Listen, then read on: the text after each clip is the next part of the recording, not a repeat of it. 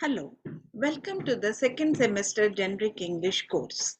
I am Dr. Vidya Patil, serving as Associate Professor of English at Government First Grade College for Women, Bidar. I will be guiding and assisting you during this course. In today's video, we will try to read and understand the interview of Vandana Shiva, who is not only a famous physicist but also an environmental activist. Vandana Shiva is a physicist, environmental activist, and food sovereignty and anti-globalization advocate. She has been trained as a scientist in quantum theory from the University of Western Ontario. Dr. Shiva founded the Research Foundation for Science, Technology and Ecology and Navadhanya, an organization which promotes biodiversity conservation, organic farming and the rights of farmers.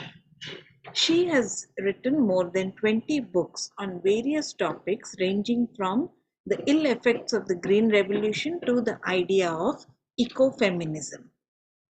This lesson, which is an interview with IDR. IDR is nothing but the India Development Review, which is India's first and largest independent media platform for the development community, which focuses on issues like agriculture, education, environment, climate change, livelihood, and public health. In this interview, she discusses about her journey in biodiversity conservation, what she has learned from in her process of working with women in the Himalayas, and she also shares her knowledge of quantum theory, which has influenced a lot of her work in ecology. She also talks about the need to reclaim the term development from its economic implication to an ecological one. Now, the first question which is being asked to her is, you are a world-renowned scientist, a nuclear physicist and an environmental activist. How did both of these seemingly disparate fields become your life's work? To this question, Vandana Shiva answers that she liked the quiet life, a life of the mind which was away from everything. In her childhood, she had grown up in the Himalayan forest because her father was a forest conservator and her mother was a farmer.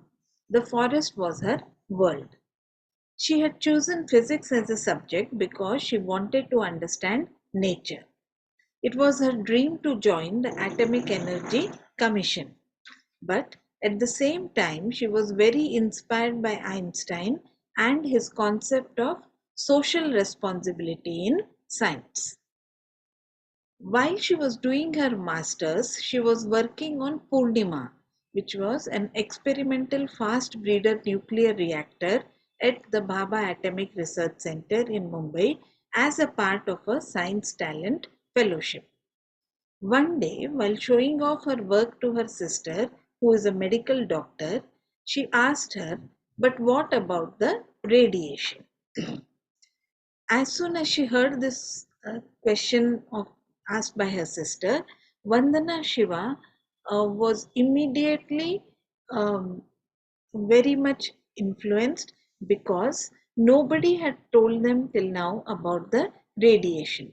She had been taught about triggering chain reactions, but not about what the release of the radiation would do. That is when she realized that it was a one-eyed science and she wanted to learn a two-eyed science.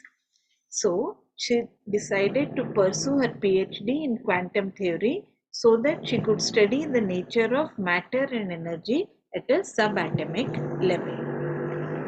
Before leaving for Canada for her PhD, she decided to visit some of her various childhood spots. She went to a place that had beautiful oak forests and a lovely stream in which they used to swim.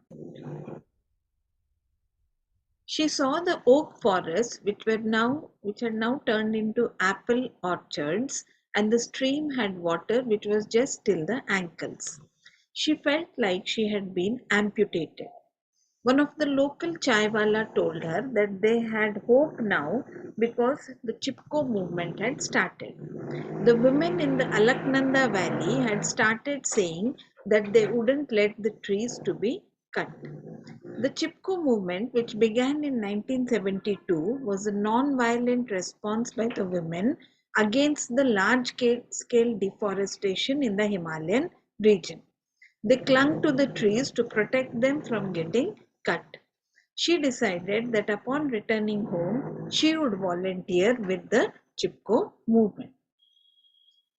The next question asked to her during the interview is, how did the Chipko movement influence your work today as an activist? Vandana Shiva replies that while she was doing her PhD, she used her scholarship money to come back every summer and winter to volunteer with the Chipko movement. While growing up as a forest officer's daughter, she had always felt that the forest was beauty and peace. But working with the women of Chipko, she realized that the forest was not just beauty but also life, livelihood, and knowledge. She says that everything which she learned about building movements came from Chipko. She learned about self organizing.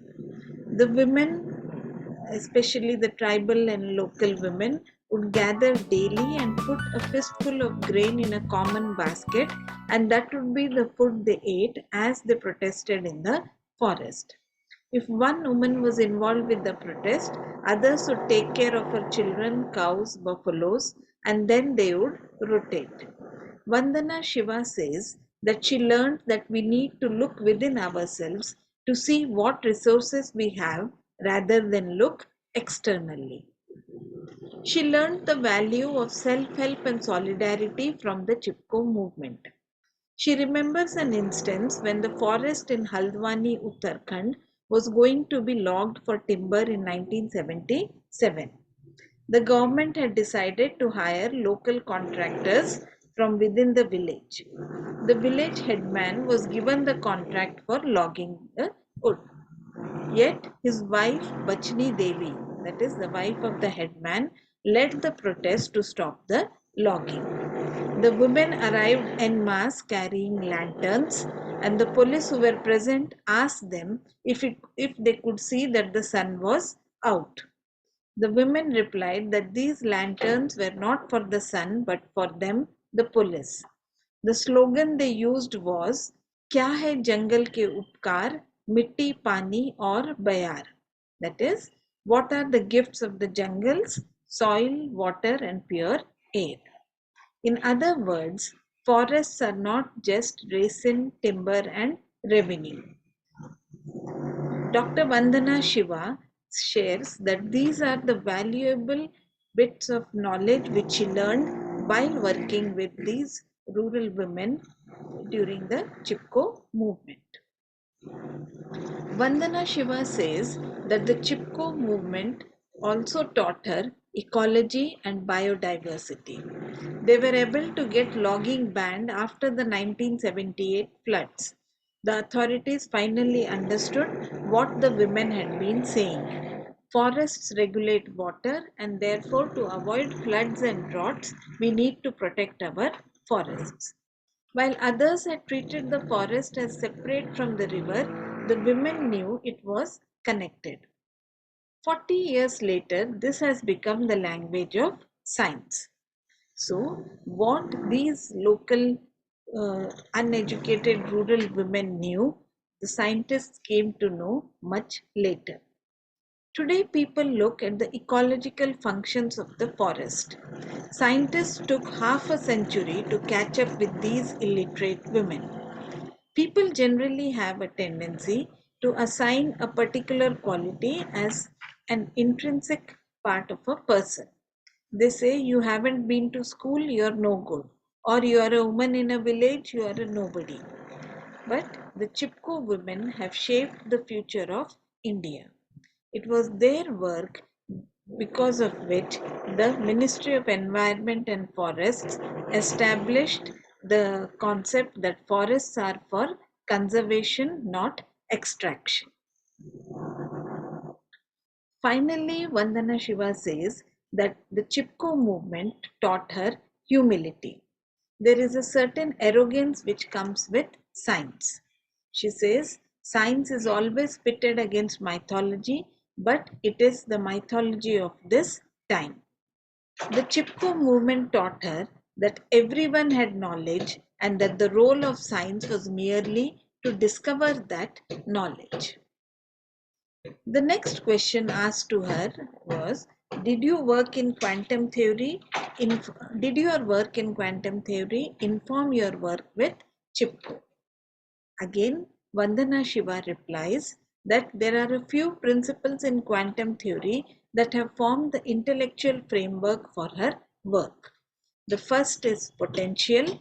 The mechanical age gave us this illusion that everything is fixed and immutable. In a mechanical world, everything is separate. The camera is separate from the notebook, which is separate from the chair. But in quantum physics, elements are not treated as separate. Everything is energy and everything has potential. And the potential is created by the interaction or the context. In quantum theory, context is the measurement. You measure it like a particle and you get the particle. You measure it like a wave, you are going to get a wave.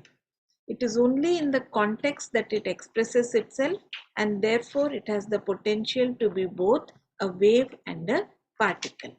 And because of these possibilities, there is uncertainty about what it will become. So, potential creates uncertainty. So, here Dr. Vandana Shiva very simply summarizes the entire concept of quantum theory, where she says that everything depends on the context and is very, understanding any element is completely relative. Potential can always create uncertainty. Therefore, the idea of a deterministic world, that is, one where everything is separate and fixed, goes against the foundational principles of life. We cannot take up or try to understand things separately. Each thing is interconnected with the other aspects around it. The Chipko women knew and understood this. They knew that you could not separate the forest from the river as they were all connected, and that self-organizing is about recognizing your own potential and not about relying on external input. So, in this first part of the interview, we find that Dr. Vandana Shiva shares about her childhood, about how she grew up learning to love nature, as her father was an officer in the forest department. She then went on to study physics because she wanted to understand nature. When she came in contact with the Chipko movement and she started working as a volunteer in this movement, she learned many other aspects. She learned about ecology and biodiversity, and she was impressed by the local knowledge, indigenous knowledge of these illiterate women who had realized much before the scientists could do so that the forest and water are all interrelated and connected to each other. She learned a lot about how to organize big movements. She also says that she learned that it is very essential to be humble. This is the greatest learning which she took from these women who were working as volunteers for the Chipko movement. In the next video, we will continue reading this interview. I hope you like this video. Thank you.